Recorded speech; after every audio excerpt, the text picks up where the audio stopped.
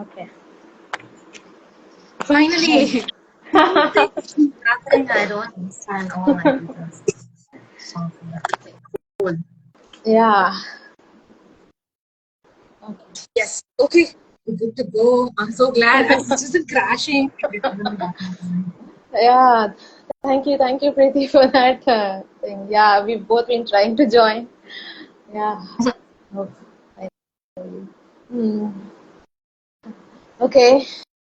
Hi everyone. Welcome to today's episode. So today we are having the second episode of Castaway Conversations, and in this series we are trying to have honest and reflective conversations about caste, gender, and social justice. And today we are going to talk about something that isn't talked about enough, which is caste oppression in educational institutions, and for which we have, I'm so excited to welcome Ravali, I'm sorry that you pronounced your name.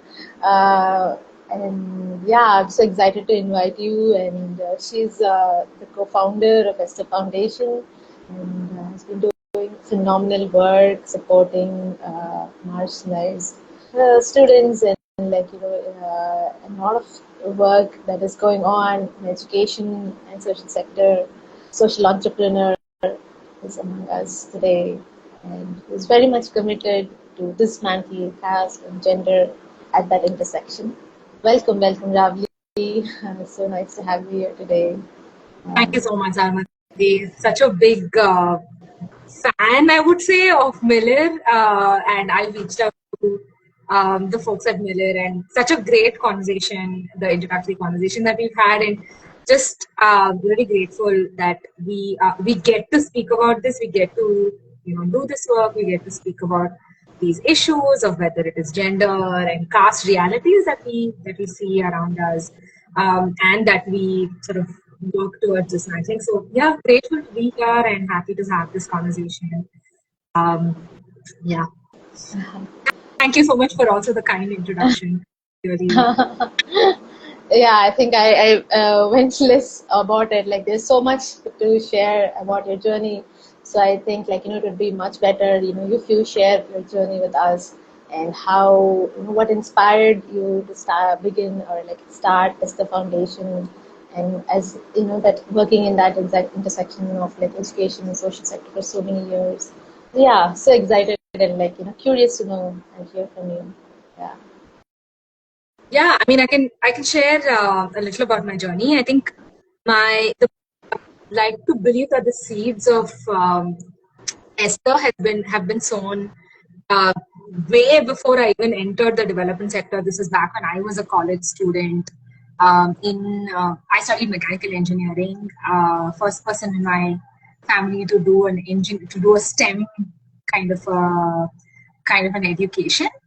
And I studied locally in Hyderabad. I'm from Hyderabad. I studied here in a local engineering college. And college for me was like a very sort of disorienting experience, I would say. Because I don't think I was prepared for the kind of gender and caste and religion realities as well, like the kind of how people knowingly and unknowingly sort of treat people who are not like themselves. So I think I found myself at all of these three, this intersection of these three things, caste and gender and religion as well, like marginalization in these three ways. Although the seeds were sown that time, just even basic everyday things used to be like very difficult. For example, whether it's like making friends, doing projects with people, and navigating classroom realities, all of that used to be like insanely difficult. But I didn't have the vocabulary or understanding of why this was happening. These things were happening to me, right?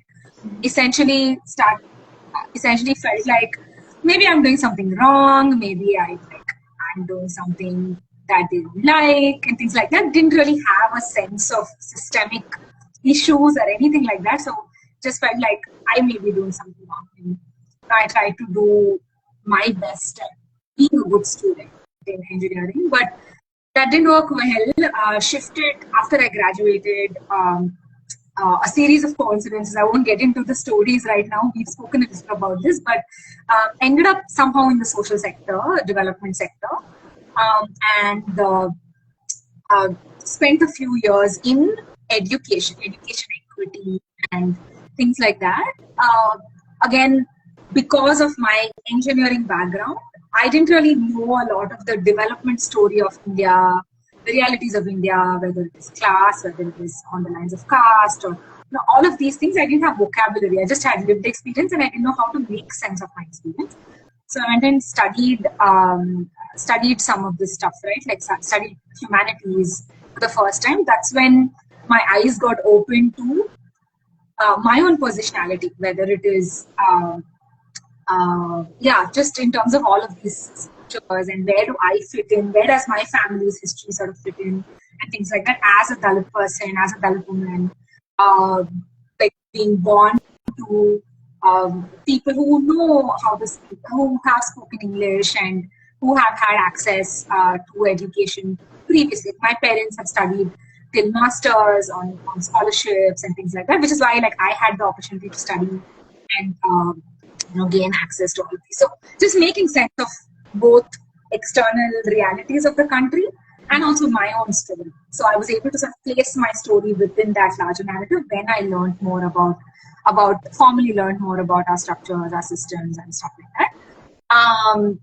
So yeah, it sort of went in that way, and I was at that point realized that I would want to work at this intersection of gender and caste, because barely anything is happening in this intersection, right? People are still working. I mean, a lot of wonderful organizations, social sector organizations, NGOs have been working on this, but from a lens of, say, violence, gender-based violence, caste-based violence, atrocities, and all of that, which is again still a very real. It's a reality that we all live in, but there's also a reality that one whole generation or two generations had gotten access to education now.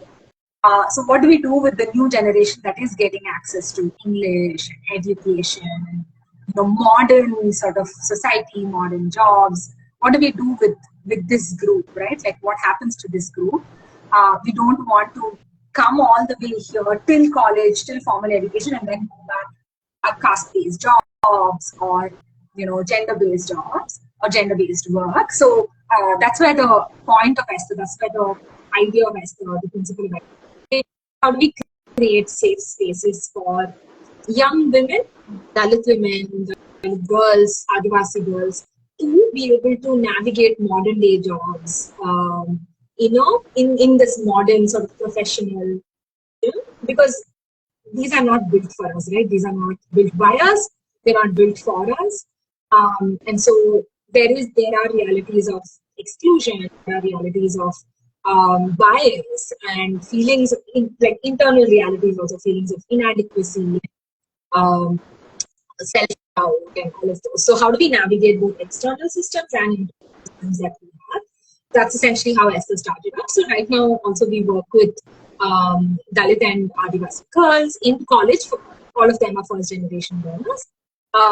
To look at life and career decisions. So both of these are realities that girls face, whether it is how do I pick a life partner, how do I build better relationships with my friends, how do I select the right master's course, should I get out of my district, all of these are decisions that girls and girls are making. So we walk alongside them as they're making these decisions and sort of them with networks and tools.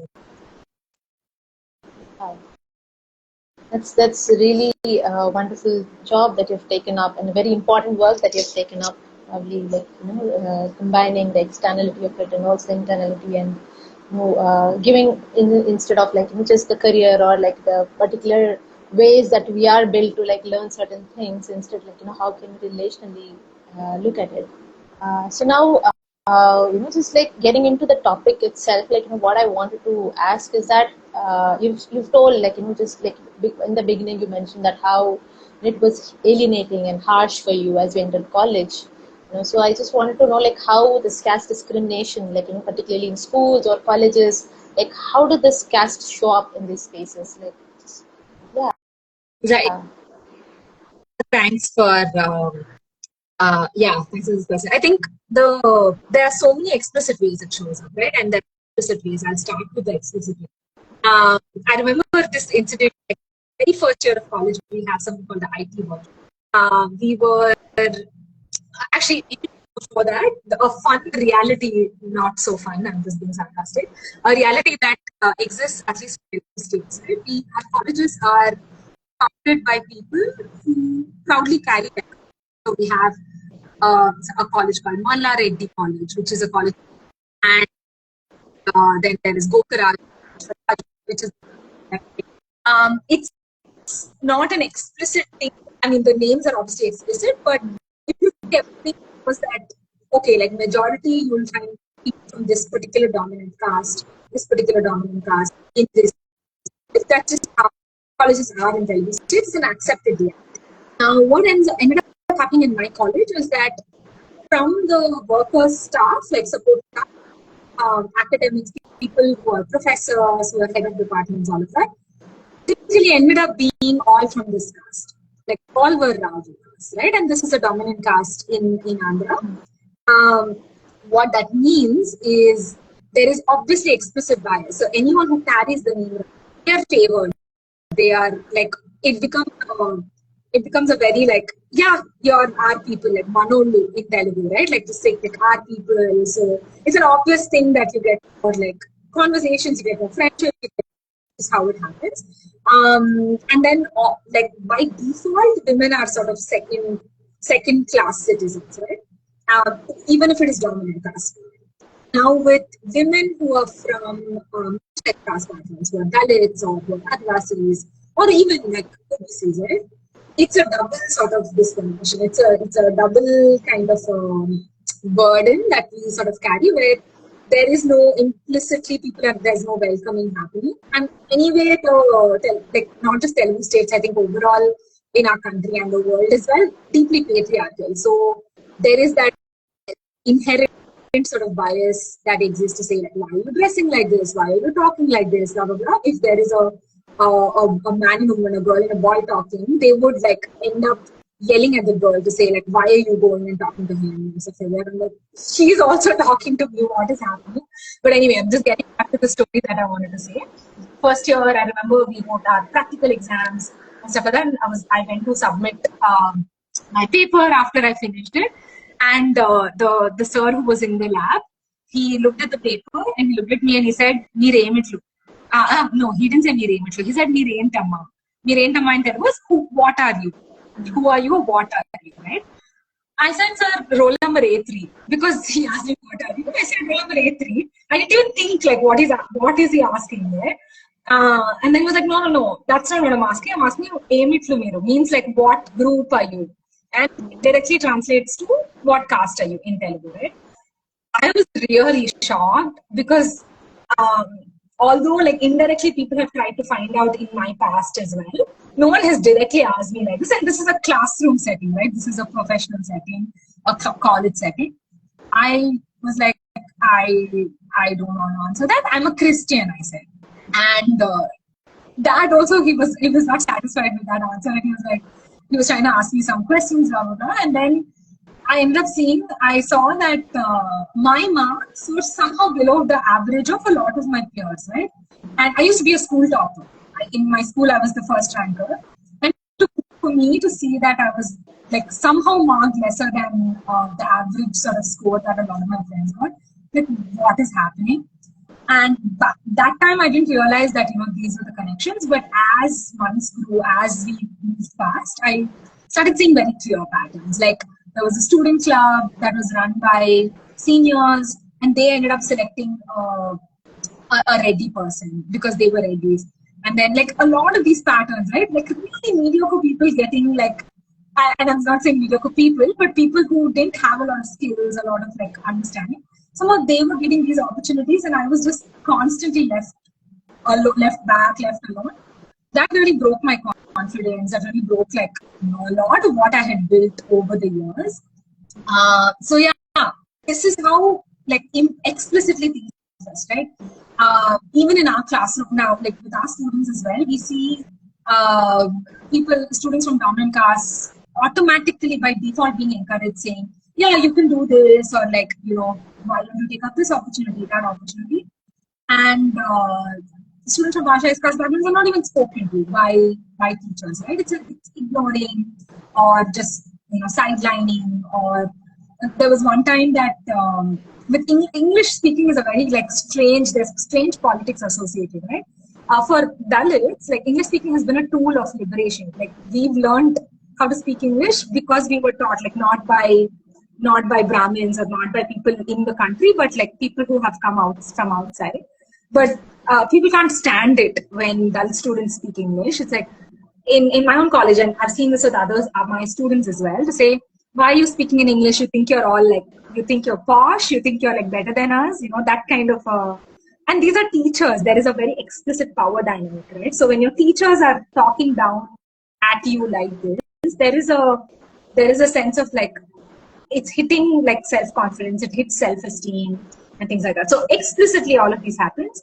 Implicitly a lot of other things happen, right? Like I said, the self-esteem piece, it's not the dearth of opportunities, but somehow other people get more opportunities. So it's like somehow other people are being picked, other people are being trained, are being coached, are getting mentors, but like Dalit and Adivasi students are like, we are not getting the same kind of mentorship, we are not getting the same. And we know that in college systems or in school systems, these are important. Like you need the support of teachers, you need the support of parents and stuff like that. So yeah, many ways. I could go on and on just with like personal anecdotes, and anecdotes are from my students. But yeah, I would say very explicitly bullying, harassment, name calling, all of that, and implicitly some different ways in which bias manifests, I would say.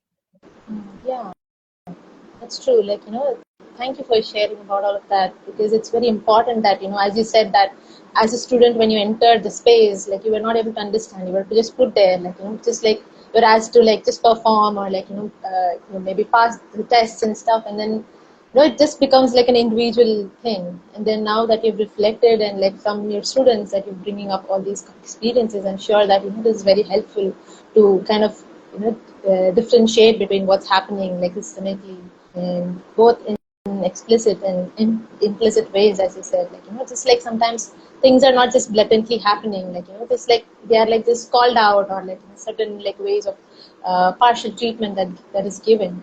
Yeah, so that I just wanted to pick up from this thread of like, you also like, starting out as an educator, like, just like how you said that an educator can like make or break. So is there like some things like, that you have like come across, or like in your experiences, like, maybe some from your own life experience as well, like, there's like educators who have like really like challenged these things, or maybe like, other ways also, like, they've just like gone along with the system, like how did that like affect you, or like, maybe help you? So would you like to share a little bit about that? Yeah. I can think of a couple of instances. During my level, this is during my intermediate, right? The sir who was teaching us, and I went to IIT coaching at that point, and the way he taught us was he just focused a lot on the subject, right? It didn't matter to him who is answering, whether it is a girl, whether it is a boy. He didn't care about that, right? Which is actually a very radically different thing from what we see outside, right? A lot of we see this like gender bias with especially STEM courses, I would say, because I've studied STEM till graduation. I can speak more from that lens. The expectation that girls would do well in STEM is not very common. So for teachers to just treat everyone, to say that, hey, I expect the same from you as I would expect from someone else, and not put people down, right? Put girls down and things like that. Like that's a very rare thing to see. And thankfully, I've had that like during my 11th. In like till 10th grade, I went to a school that was by default. A lot of my teachers like looked like me. Most of them were Dalit Christians or Dalit Catholics. And my peers as well, most of them first generation, second generation learners, most of them again from marginalized caste backgrounds. So for us, that was default. Like we didn't experience a lot of just bias and difference in school, which I think I was very fortunate with. I know a lot of my students who experience this difference already in school, and that I can't even imagine a child sort of going through this, and that will just break their self-esteem, self-confidence so early in life. But thankfully, I was surrounded by Bahujans, Dalits, and Adivasis most of my growing up years, which is why I think I've never had to feel like excluded or be excluded in these spaces. But yeah, I think just educators actively talking about caste, talking about gender. With caste, I've seen much fewer examples, right? Where people don't talk, like we use convoluted examples of caste. We sort of conflate caste and class. We do a lot of these things. As the imagination of a person from a marginalized caste is by default rural, by default non-English speaking, by default, all of these things like impoverished class, things like that, versus just expanding that understanding of like people from marginalized class exist across the spectrum, and sort of not being surprised that someone from a marginalized caste is doing well, right? Saying, oh, like how are you able to answer this, and how are you, like the small things, right? I think just ways in which educators can show up. A very big way I've seen educators showing up is just recognizing some of these very explicit biases. For example, in these courses like IIT coaching and these kind of things, we by default see a lot of Brahmin boys, Brahmin girls, right? So just recognizing that if someone's not able to catch up, it could be because of historical marginalization, feelings of exclusion, all of that. And educators can do so much with like individual coaching, individual mentoring, being there for students in very clear academic sense. That's one. Another way, I remember when we were facing, like a couple of us were facing harassment and bullying here in college, we tried to bring it up to our teachers, and they were like, there's no proof, we don't understand this, so we're not going to do anything about it. So it's so easy for them to turn a blind eye and say, like, I don't see this, like, I don't understand this, I don't understand the gender aspect, I don't understand the caste aspect, so I'm just not going to do anything, which is so harmful for students from like, both gender minorities and caste minority backgrounds, right? Like, we feel already there is an like isolated sort of an experience, and then when we see that adults who are supposed to keep us safe, who are supposed to create safe spaces for us, are not supporting us. In fact, they're actually, by turning a blind eye, they're encouraging unsafe spaces they're building unsafe spaces in classrooms. I think, yeah, so educators can play a huge role. Unfortunately, most educators also come from dominant caste backgrounds where they don't really have lived experiences of caste or gender bias and stuff like that. So most people don't do it. Most people don't stand with students, but they do have a huge role to play, I would say, can make or break in so many ways. Yeah, that's very true. Like if, like, for the students who are coming here, like, for the education, and like for them, they look up to their teachers, for inspiration, and like when they, like, sideline them or like matter, just like blind eye, and like maybe like perpetuating these very, very like unsafe practices, like making the space, like, just, leading to that kind of a contraction, and like, maybe like, showing up, feeling, taking that space up. Yeah. So that's really true, how an educator like can really like align with these things. And yeah, so I'm also wondering, like, when you said that, you work with these colleges, and like you said that, like, that you also like, sign up directly with these organizations or like the institutions itself, like, do you like also engage in some kind of sensitization, like the educators, to talking about the all these inequalities, and how they can perpetuate, and how can they become a barrier to the very thing, like, we're here for learning. So how do you like address that? Yeah, it's a very loaded question. So we do some work with educators, right? We do some work with most of our work is focused on adolescent girls who are from Dalit and Adivasi girls, right? Like that's the focus of most of the work. We do some work with teachers and educators who are also supporting these girls from colleges in college setups. Now, because these are educators who had so much more experience, so much more understanding of this, they've been part of this. So there is a sense of like we know what we're doing. Like we don't really need to like till all of these years, whatever we've been doing works. So a lot of times these feedback loops don't go to them, right? To say like, this is what's happening. These are the realities. Like so many of the students are like struggling with depression, with isolation, with loneliness. But for them, those are not the metrics that they are looking at.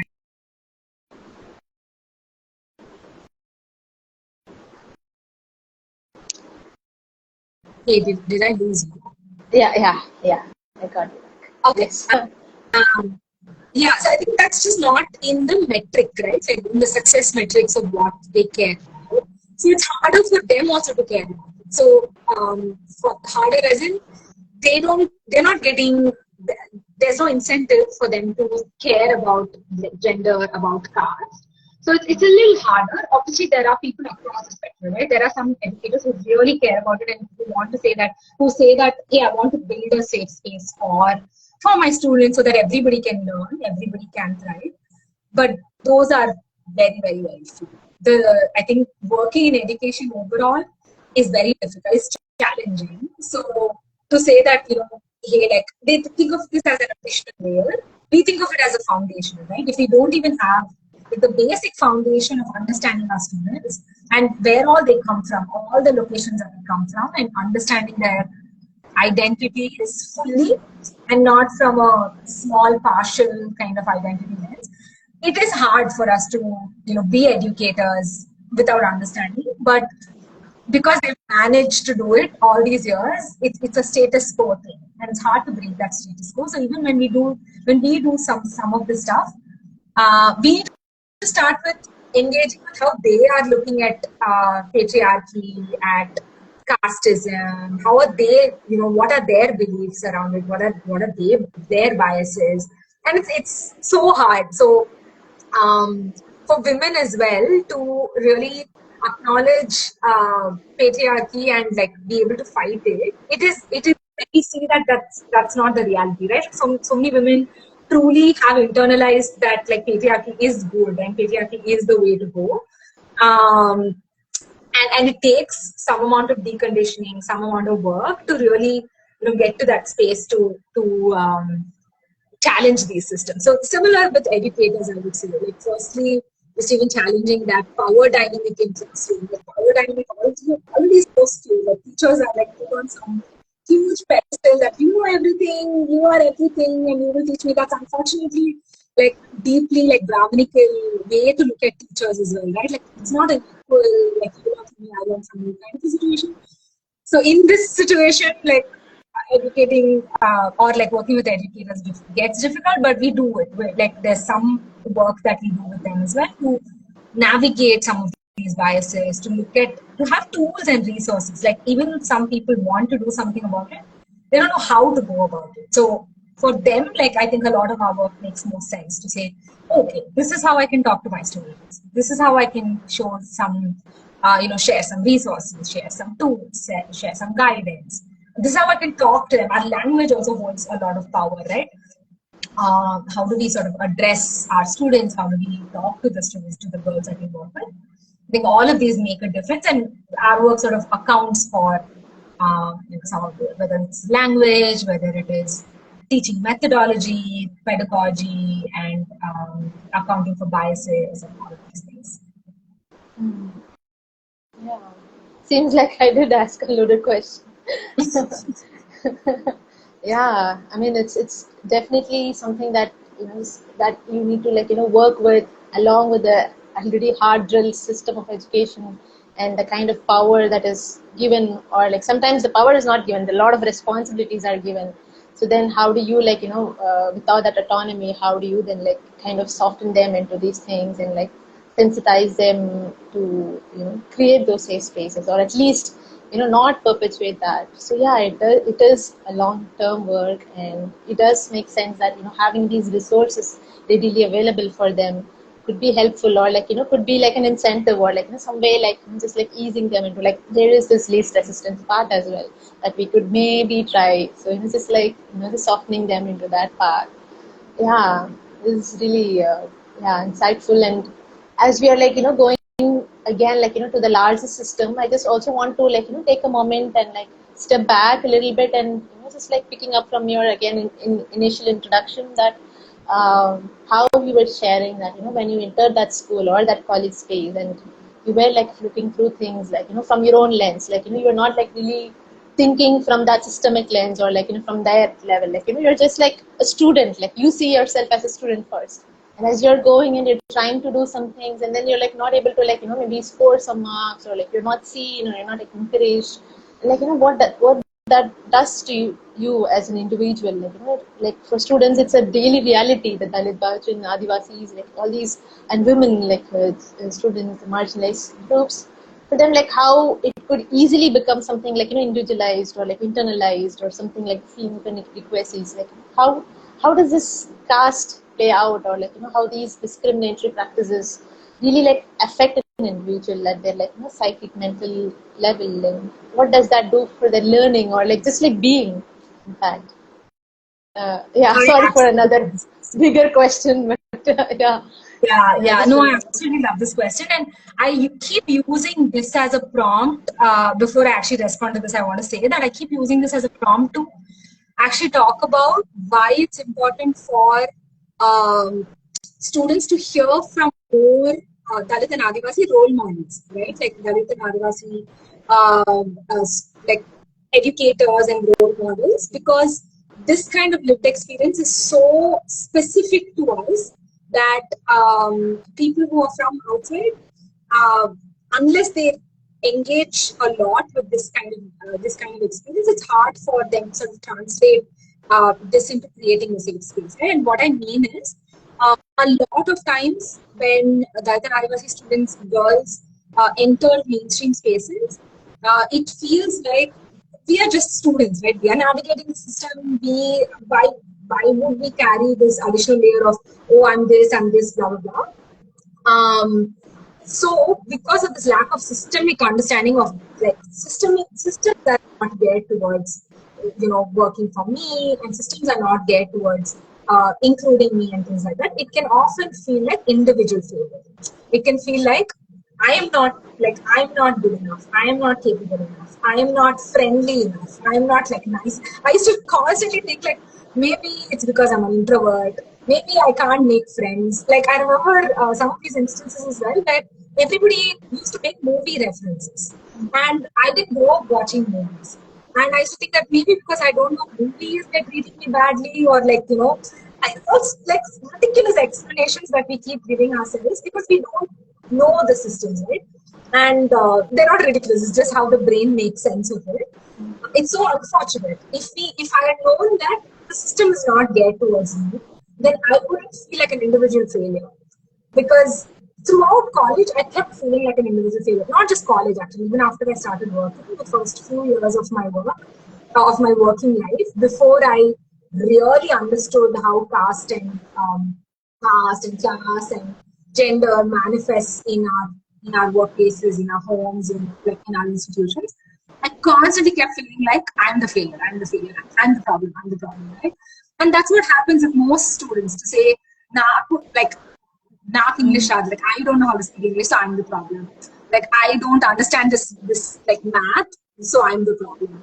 I can't ask questions. I can't like it's a lot of like we demonize ourselves. We carry a lot of this like self-esteem. It's our self-esteem. It's our self-confidence, and if other things just keep adding to the layers, keep getting built up, right?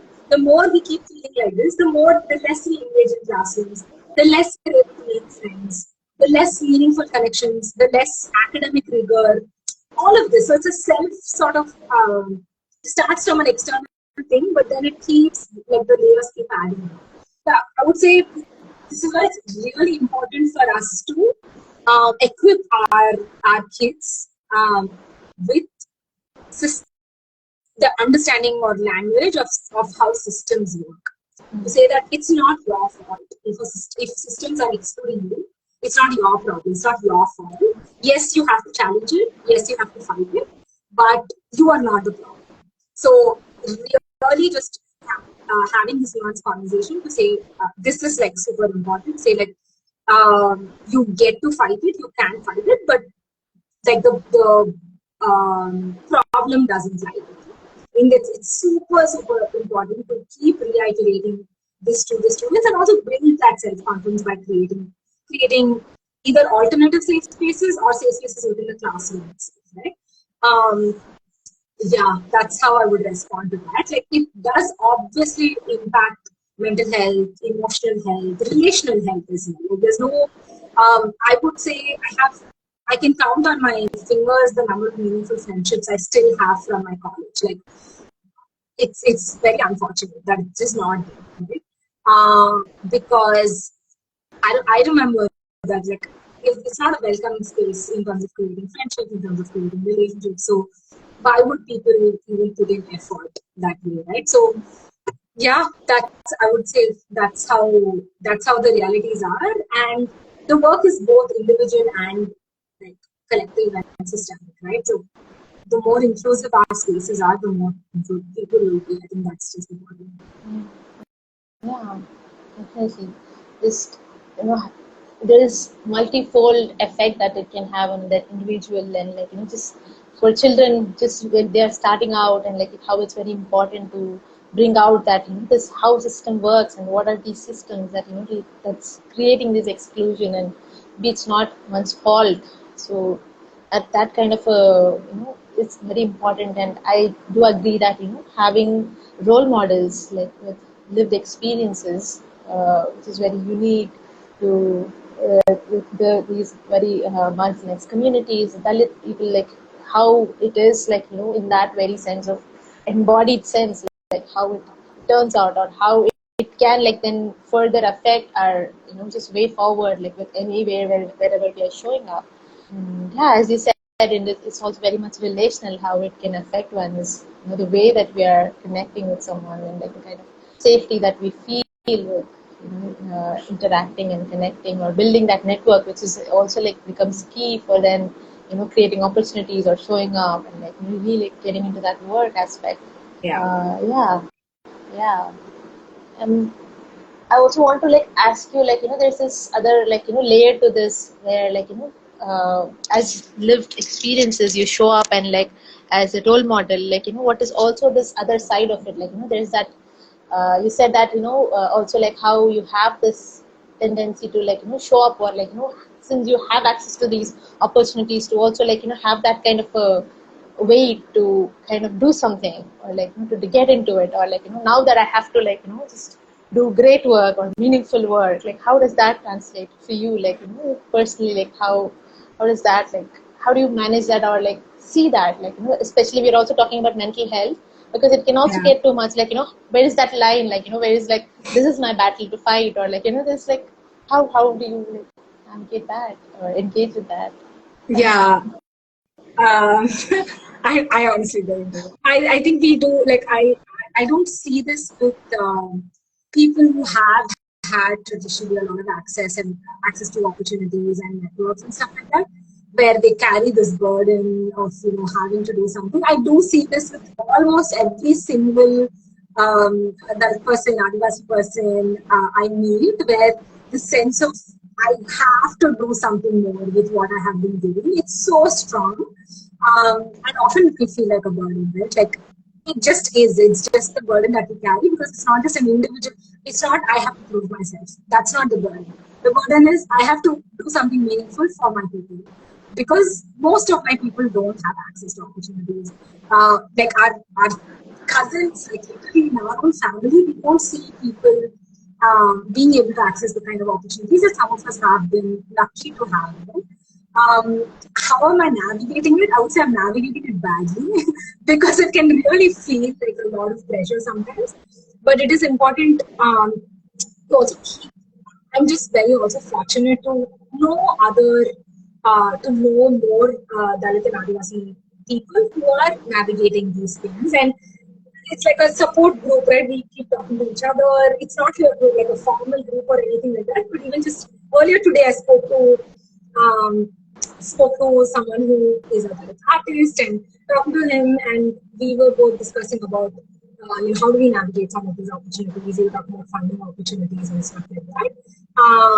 It's important for us to remind ourselves and each other that it's a choice that we make. We get to do this, right? At no point is it is somewhat of a burden as well. But if we operate from that mindset of being burdened with this and like I have to kind of mindset, I don't think that will take us very far. It didn't take me very far when I sort of worked with that. It's a matter of constantly reminding ourselves that we are choosing to do this. We get to do this. We are in the place of privilege where we have been given this and we get to show up, to contribute in terms of resources, knowledge, to add to the community. Because the community is not poor, right? We may be resource constrained, but we are relationally so rich, ethically so rich. Like there's so many amazing things. So without approaching it from a lack or a scarcity kind of a thing, that like I'm giving something to like people, it's more that what can I got so much from my people and I get to also give back to my people. I think from that perspective where we give and we take, and like that's how community works, right? So looking at it from that side, and we need to constantly remind ourselves it's not easy. It's very easy to get into hey, like now that I have all these resources, I'm going to do something, I'm going to do, like it's very easy to get into that mindset, but important to keep reminding ourselves that no, it's a chance, it's a matter of chance that we got all this. Like it could have easily been someone else who got all these opportunities. So we get to learn from each other, we get to give, we get to take. So that's how I would think, that's how I would think of it, and that's how I would remind myself and remind like my other friends also. Yeah. Wow. This is like really great. Like, the question that I asked you, like you just like turned it around. Like I said that how it is so difficult, like, maybe does it like becomes like a burden after a point, or like what is the weight that you carry, like when you're saying that, okay, now that I have access, then I have to do something. So from I have to do, like, I get to do something. So that is such a really like a very good shift in like of perspective, which also kind of, brings that ease, as you even say that, like just like, okay, we get to do that, so we can show up. We can show up, and if we are working for the community, so why work alone? Like, just like take that support, like ask for it, and like work and do the support group thing, and like just like get together and open up your like networks for each other, and remind oneself like to maybe step back for some time, take that pause. Yeah, like just like being that from that scarcity or like that lack mindset of like, okay, there's like scarcity, there's needs for like all these things, instead like there's also like other abundance, like ethically and like relationally. We have people, we have intention. This is really beautiful, probably, like, this is something I think really like, I'm going to like take away with me, and also remind myself, and also like, yeah, so that is also like, something that I wanted to ask you, but you have answered it. But if you want to like add more towards like, how or what do you, how do you envision like, this collective, like when we are saying that this mental health aspect of like how caste affects an individual, and like now that you said that things doesn't have to be just like in the silos, or like, even at organizational level, it can like open up, and like we can come together, and like, it can be collective action or community based work.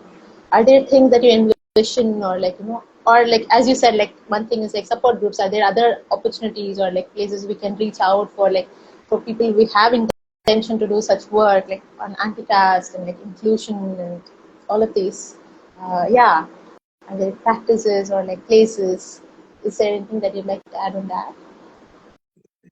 You know what, like the biggest thing that I'm grateful for in my journey as an anti-caste person or professional is just the access to the internet and access to like social media, where we get to speak to, like literally, like I spoke about this, right, when I uh, met the Milir team. I just reached out like randomly saying that, hey, I would love to speak with you, I love your work, like it's a page, I don't know much about what they do outside of that, but I absolutely love the content. I just reached out and we had a conversation, and I think there's so much, like this came out of that, right? Like I'm sure there's many more that can come out of this.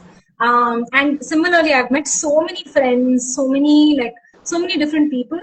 Even when I visit other cities as well, when I go to Bangalore, when I go to Bombay and stuff like that, I just reach out to people who are anti-caste feminist practitioners, or like artists, development professionals, on like people I see on Instagram, people I see like on social media, and people are so warm, right? Like they would love to have a conversation, because we know, like those of us who are with these identities, we know how not easy it is to, you know, meet people with similar kind of understanding, with similar intentions and stuff like that. So I've 100% of the times I've only received warmth and love and support and mutual respect from other people who have, you know, navigated anti-caste and feminist spaces.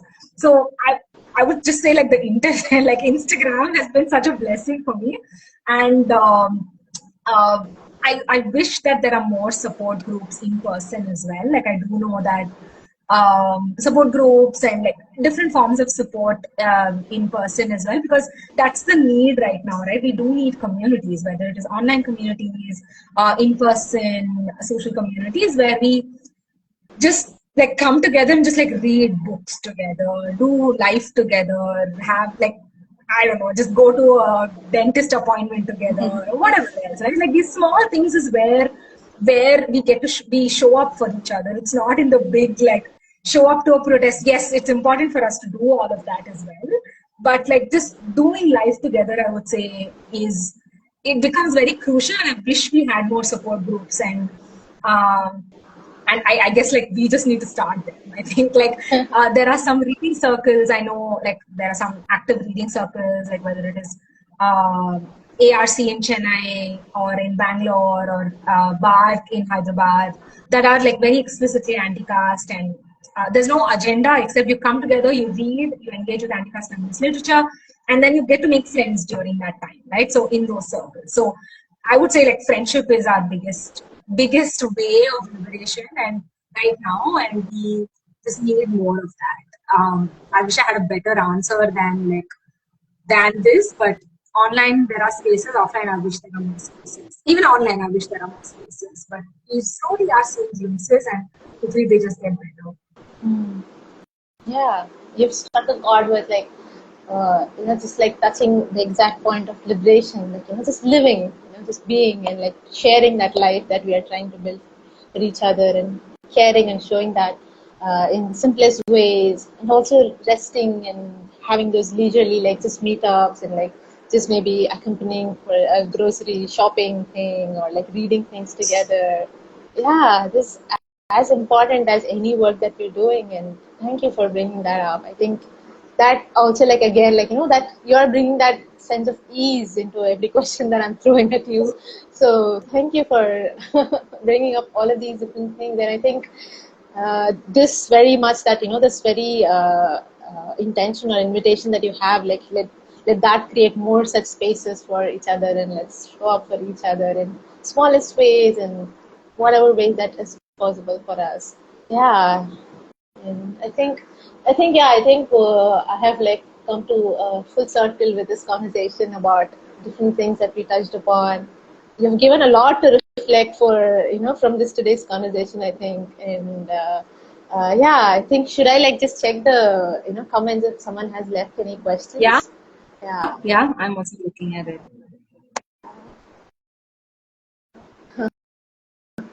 Preeti is with us through and through.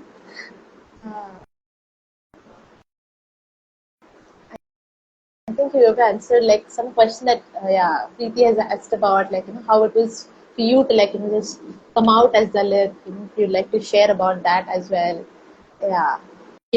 I can share it very quickly. I think it's not a one-time thing it hasn't been a one-time thing for me. Like I constantly have, because the default assumption of anyone who, it's unfortunate, but the default assumption of anyone who has had a formal education, is able to speak in English, is from an urban space, all of that, is that they can't be Dalits. Like it's just like there's no possibility. And Yashika that writes about this, right? Like how she had to come out as Dalit after Rohit Anna's murder, and just like how things are for us. I have to keep coming out, but I think just the initial couple of years was when I finally got to engage very formally with caste, with gender, with like systems overall, like systems of oppression and difference and power that exists around us. Um, for me, it started in small ways, like whether it is coming out in my classroom. I remember I was in a class in my postgraduate course, and someone was doing a workshop on caste, and I had to speak up at that point of time and share like my own lived experience, because otherwise, even in mainstream education institutions, right, the default assumption is that all the people who are listening are dominant caste folks, right? Which is unfortunate. Like we do need to sort of challenge those. And anyway, so for me, that has been the first time I was so nervous not from I don't know what I even expected. Like I just shared because I was like almost, it was a rage kind of a thing. But since then, more from a rage and nervousness and uncertainty kind of a thing, now I say it a little more casually. Like now when I have to introduce myself, I do it with a little more ease, a little more like, knowing who I am, not from I don't know if they'll judge me. I still obviously have that fear.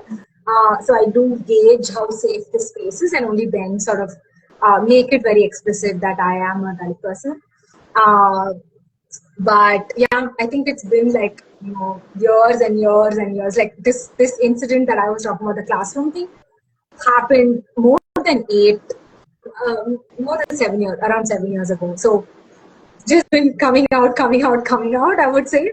But I have had, like, I recently wrote a reflection post about a conference that I went to, which was a conference for marginalized women from marginalized communities. There, that was the first time I didn't have to come out. Like all of them, all the women there were Dalit or Adivasi, right? And the default assumption is that you are from a marginalized. And it was so beautiful because there was no, like I wrote that there was no coming out, there was only coming together.